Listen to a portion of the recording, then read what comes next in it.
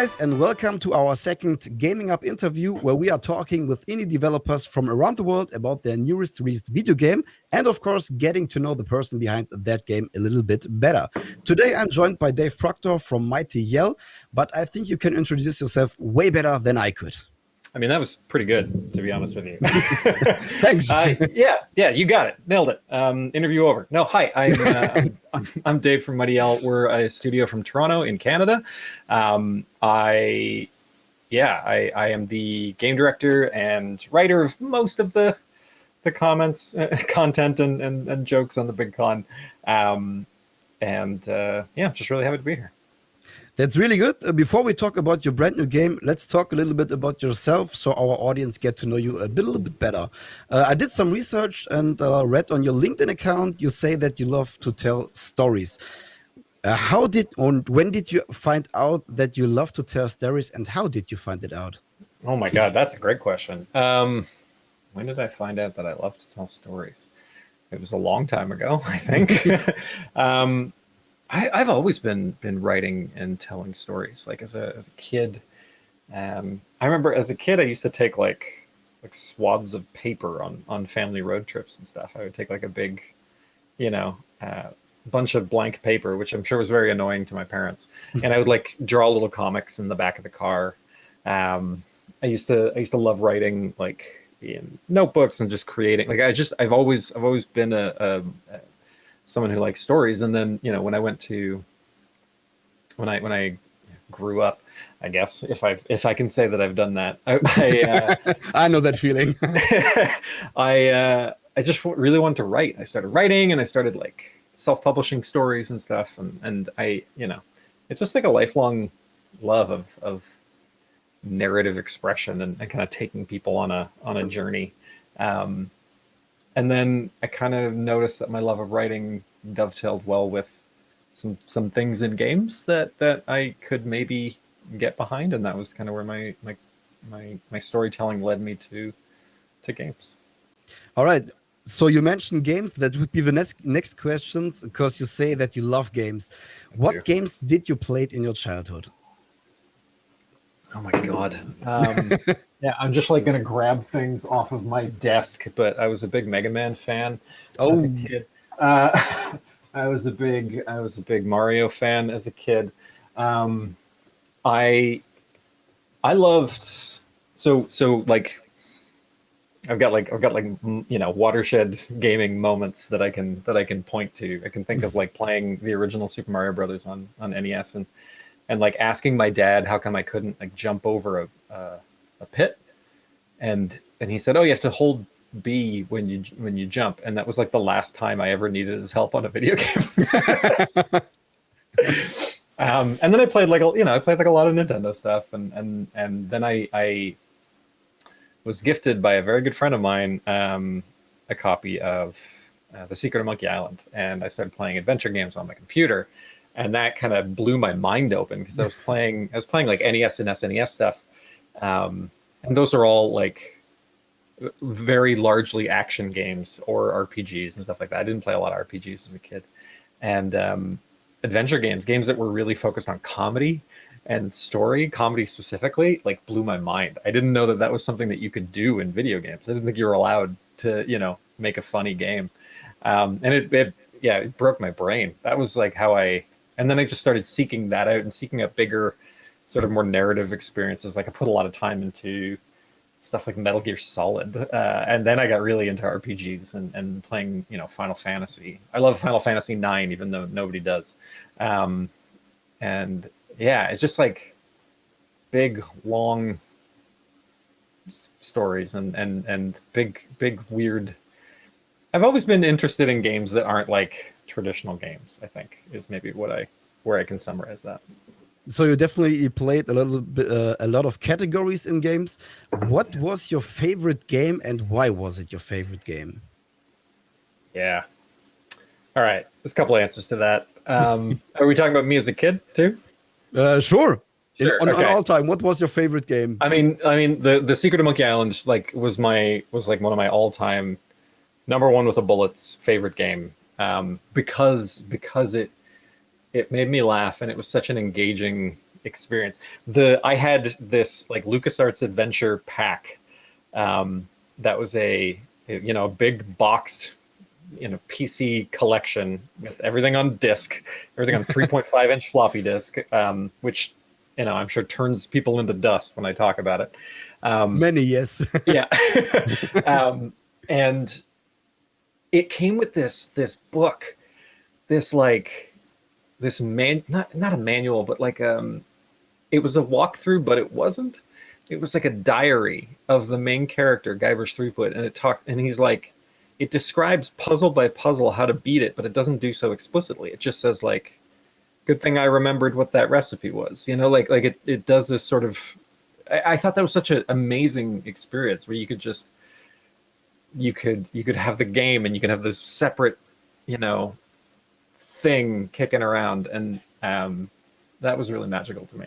So you mean this book you already found in today's games, but in digital form, and you had it in your hand? Yeah, that's pretty much it. It's the additional. It like back then, I think maybe because of limitations or whatever, they wouldn't put that whole thing in the book, or it was really interesting to the designers of that game to have a separate, sort of physical artifact that you could engage with, which I think is pretty neat. Yeah, that's the thing in today's music audio CDs. I still got many audio CDs in my booklet because I think it's better or also games. It's better to have something in your hand. You can look through the booklet itself and get to know something behind that scene and all this stuff. Who wrote the song? Who made the beat or the melody on all this kind of stuff? Yeah. I think it's way better than just to have something digital in front of you and that's it. Yeah. I don't know. No, I love that. Yeah, I would love to do something like that one day in a game. Just have different, kind of artifacts that you have to put together and hold in your hand and stuff. I think it's wonderful. The possibilities are there.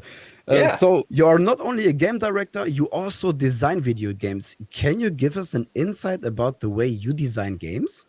Oh, I mean, for me, as someone who I'm also the founder and CEO of Mighty L.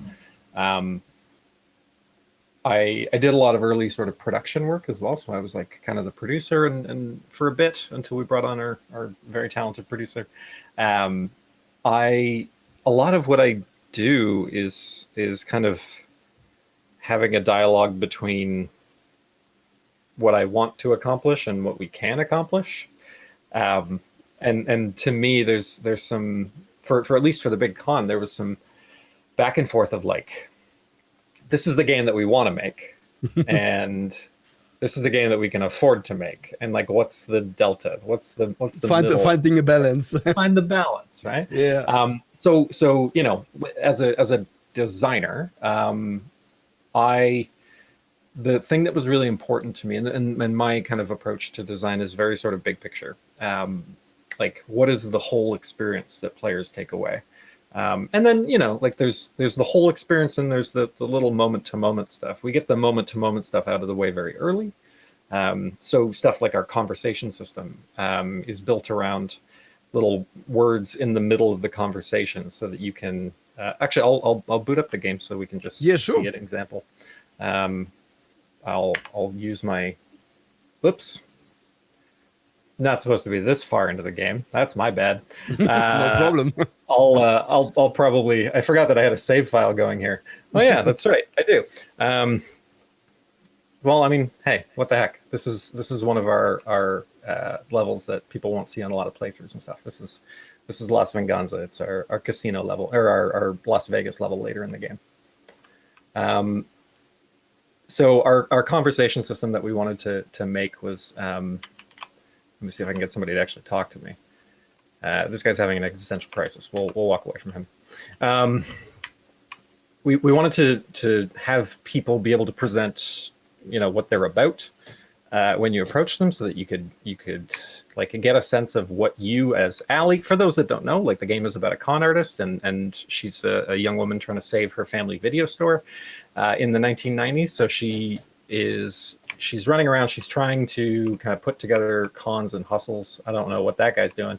And I want the player to feel smart, right? I want the player to feel like they know what they're doing. so the idea that you could approach people and have an idea of what they're about was really important to me. So this sort of like overhead conversation bubble thing was part of our initial design.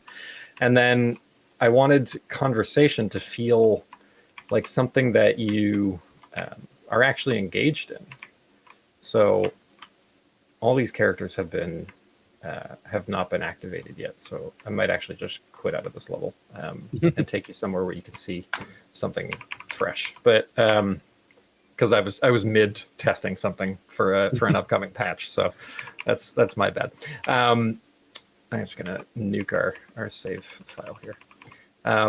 So yeah, our conversation system was, we wanted to be able to like make it feel like you're actually talking to people or listening to them. So all the conversation prompts are built off of like, there's like a word highlight in the conversation.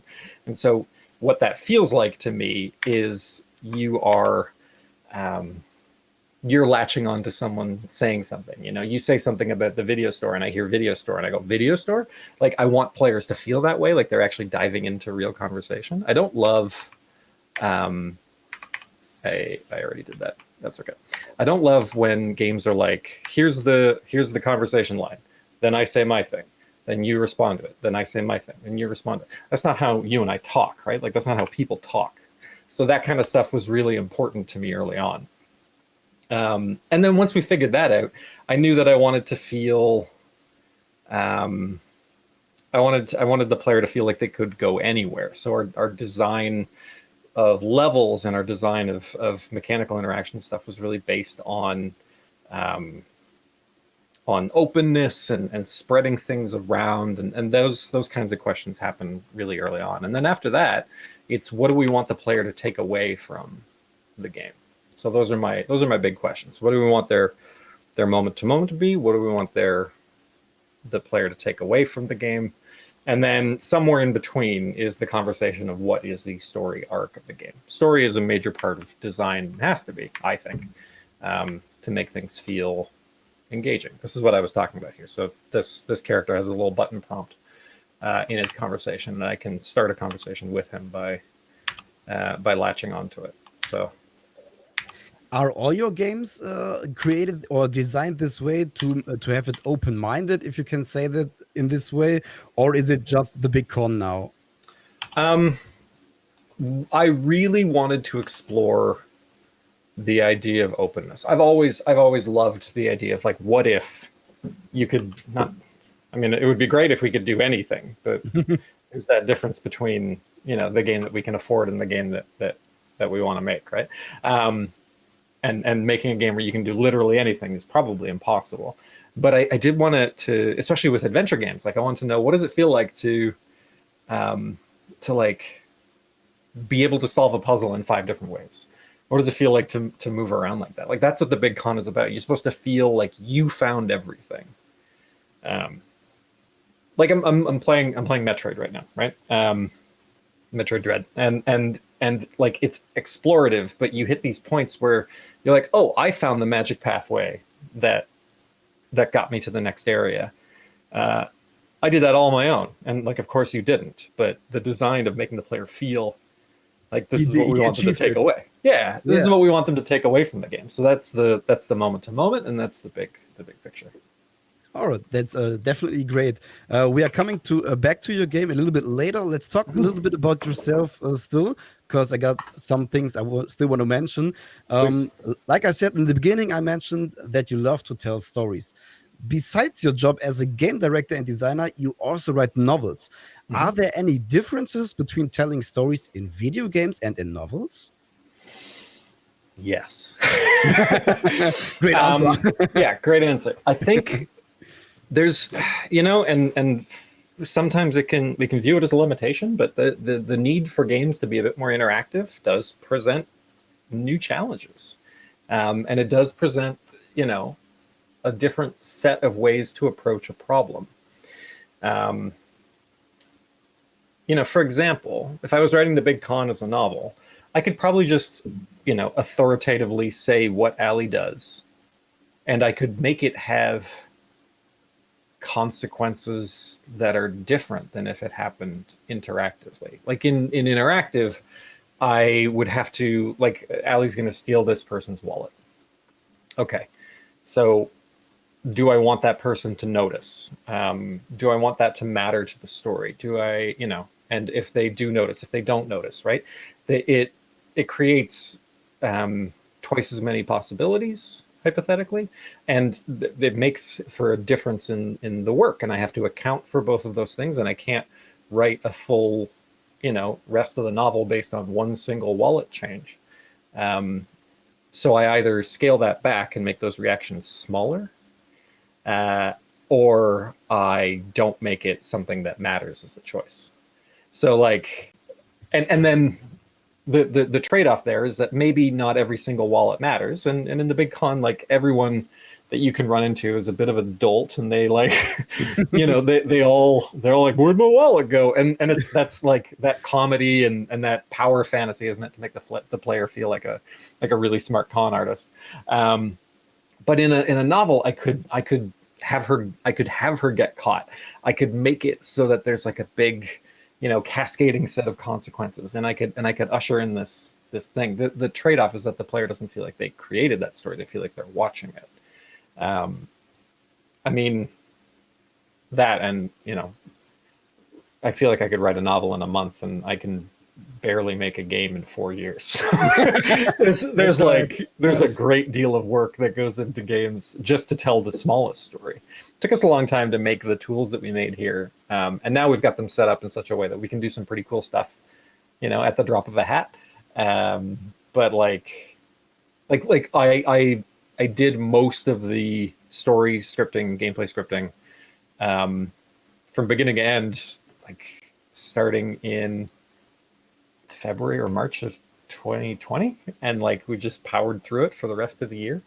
And that's pretty great. That feels really cool. Like, we spent a long time building the tools to make it, and then we created the story. Now, because we had a really tight and lean team, we didn't like also create the ability to have big, huge, dramatic cinematics and stuff like that. It just, we use the tools that we have, and what's great is that players still kind of get it. They're still like, oh, this is supposed to feel really intense. It doesn't look like, a big dramatic movie, but it feels that way because of the writing and because of what's happening. Yeah, sometimes having less is more, because you don't lose the point itself. Because you don't have the fear to lost yourself in so many ideas and all this kind of stuff. You got a plan, and you can stick or achieve this plan far earlier, and of course you can achieve it without even having that much of resources. Absolutely, really well put. And to your audience, like, I think it's important to know, the player never knows what they didn't get, right? So like, we didn't have these big dramatic cinematic set pieces, and nobody cares, because when I stop the camera and I give and I take control of it, and I show Allie is sad, that's enough, right? Like, we don't need her to be sad, leaned over, forlorn, staring into the distance, right? Like, we just need to know that she's in a different emotional state, and we're telling the player how she feels, and that's plenty. Yeah, that's enough to make the player itself feel this stuff, without having that much of effects behind it. What's great for this is like old JRPGs, like Final Fantasy 3, 6, whatever. The way that sprites move across the screen, they talk, and they might bounce, or they might like express a little bit of tiny sprite emotion, and it conveys everything that you could possibly need without ever having to change the camera angle. I think that stuff is incredible. All right. You also started an independent publishing company for writers called Wooden Rocket Press. What can you tell us about that company? I mean, I can tell you that it's defunct now. So here's my Wooden Rocket Press is a stepping stone to really understanding how I exist as a creative person, and it was so vital for that. In 2008, I graduated from university. I was a bartender. I wanted to try to make a go of it as a writer, and I decided that it would be easier for me to write a thing and publish it as a book myself than to pitch it around. Now, I love pitching things to people. It's one of my favorite parts of my job, but I just wanted to figure out how to make a book. And when people looked at it, they were like, you made a book. You made a real book.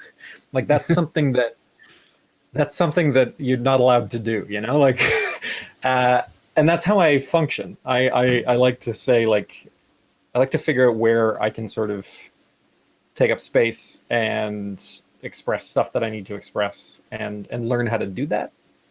And I do so coming from a place of great privilege, like being, you know, born and raised with a lot of, like, nobody told me no.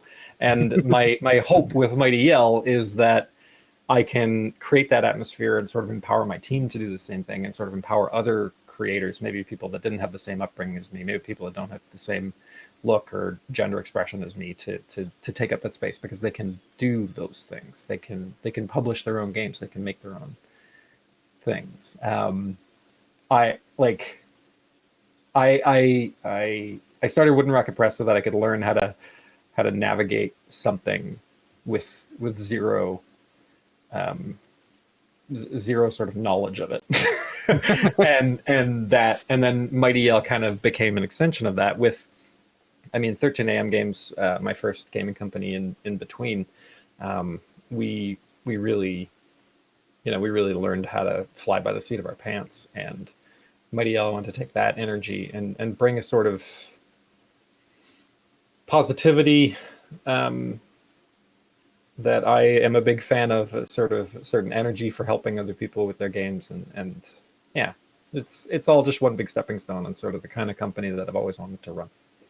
Games is a good topic. Before we talk about your game, we already see that you have many projects you're working on, but you still have time to play video games. Like you said, you play Metroid Dread.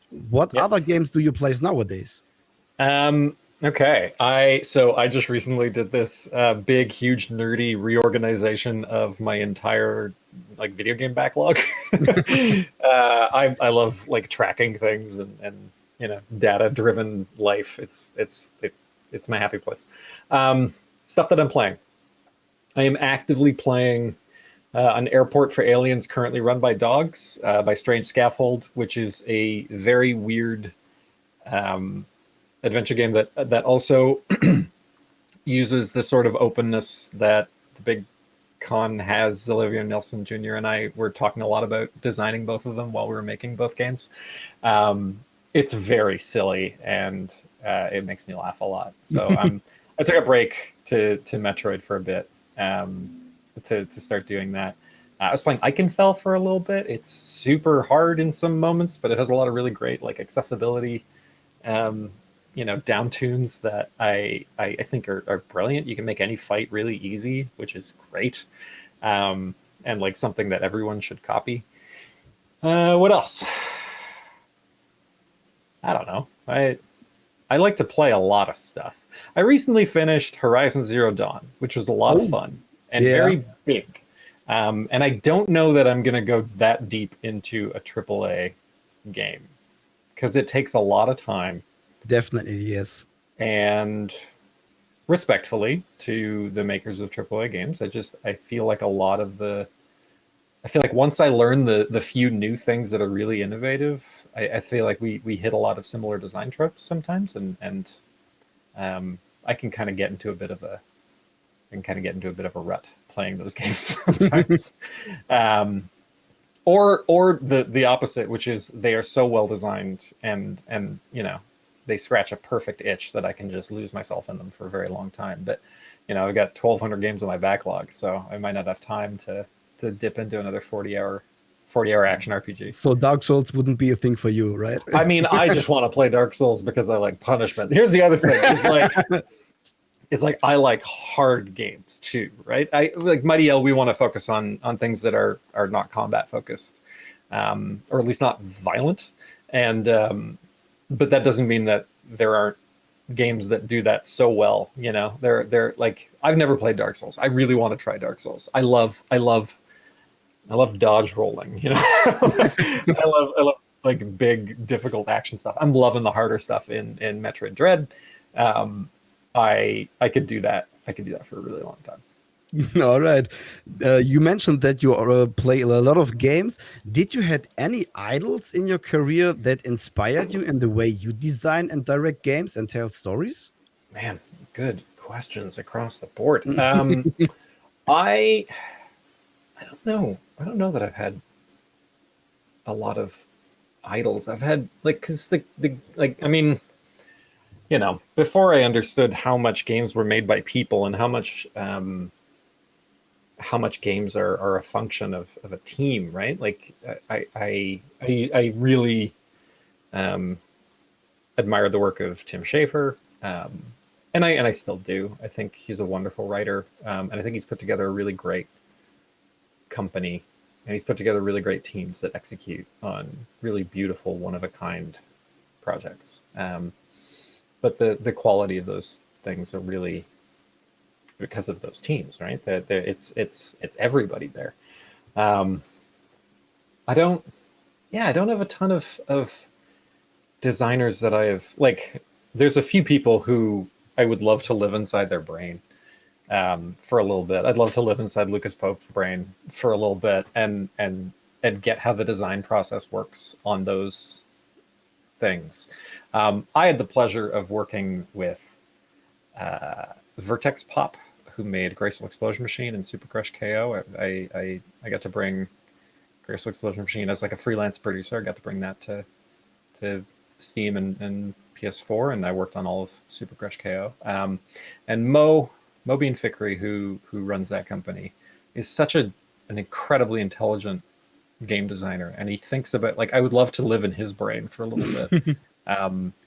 And yeah, I think like just people that think about games are my idols. People that think, and do so maybe, without necessarily only ever thinking about games, I think is another big part of this. You have to have interests kind of outside of this world.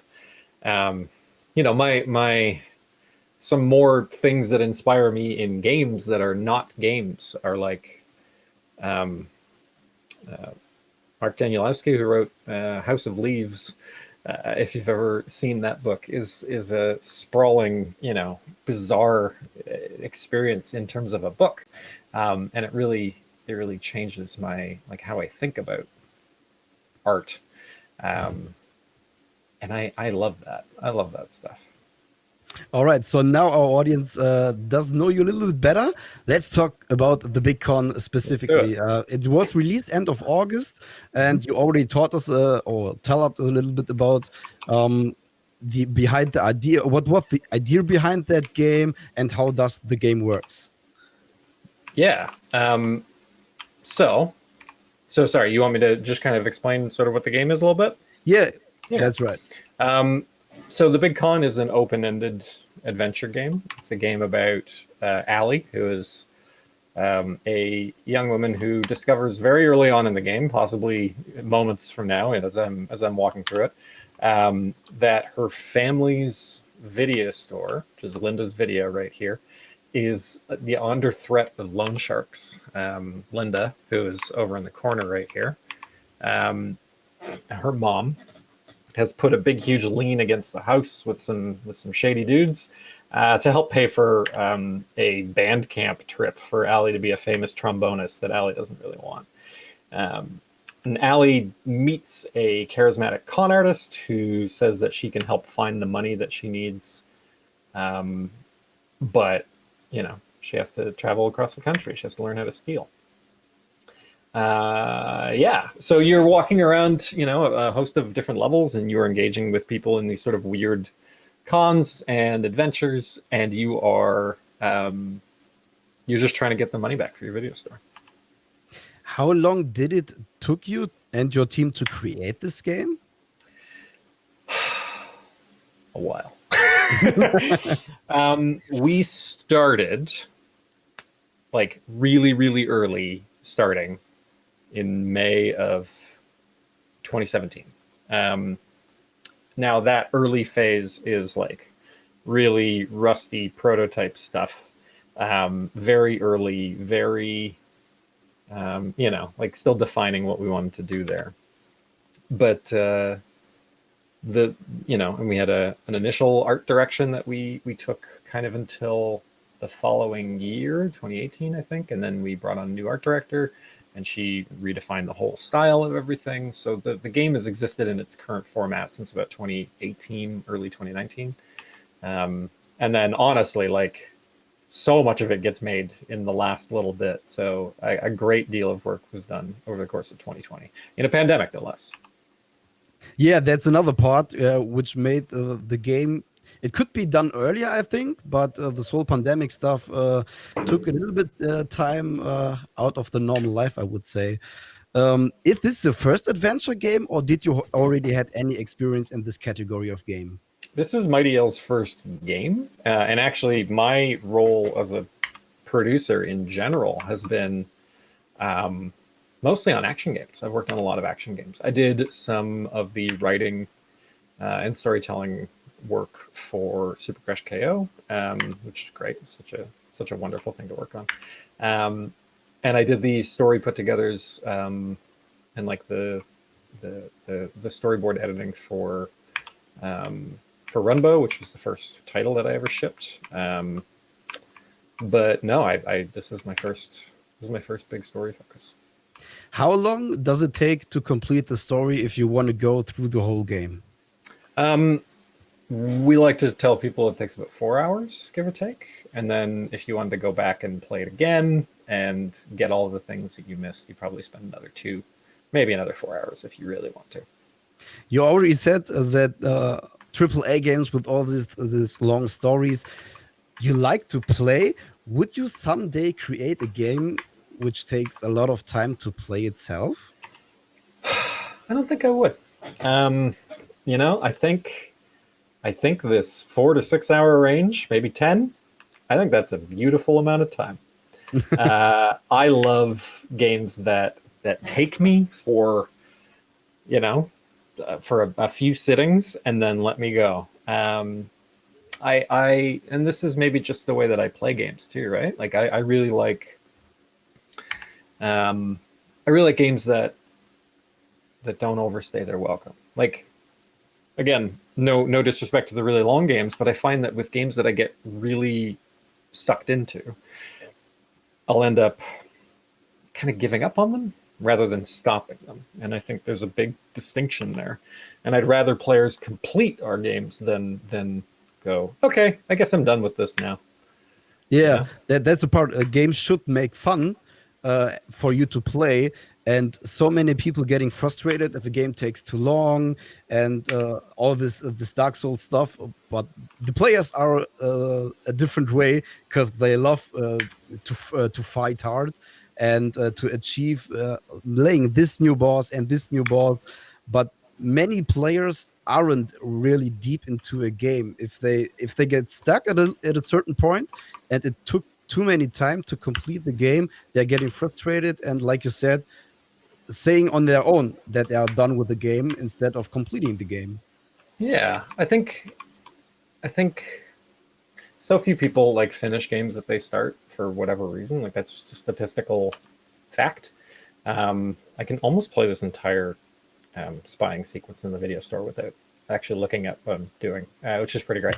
I want to try to kind of curb that trend in the other way, because I think finishing the story is such a huge part of the game, and there are people that don't really care as much about stories in games, and that is totally valid. And there are endless games that evolve story over time, right? Like Hades is amazing. I wanted to play Hades for all 50 hours that I played Hades. And I know that there's stuff after the credits, but when I hit the credits and I completed the story, I could feel my brain just like, I'm done with this now. It just kind of clocked out. So, for our next project, I'm thinking a little bit about how to give a little bit more to people that want to keep playing, and I'm thinking about what that means, and I'm trying to understand that from a design perspective. Because just because I play games this way doesn't doesn't mean that that's right. You know what I mean? Like, it just, I would love to be able to offer something that can keep people kind of experiencing new content. And I would also love to be able to like, I'd love to do so in a narrative way. I'd love to offer people new story in a way that kind of keeps them engaged. So we got some interesting ideas. So, are you a fan of expanding stories with DLCs? Would it be a possibility for the Big Con, or maybe focusing on the Big Con 2 release in the future? What Man. would you prefer? Yeah, I'd love both of those things. We have nothing to confirm in those directions.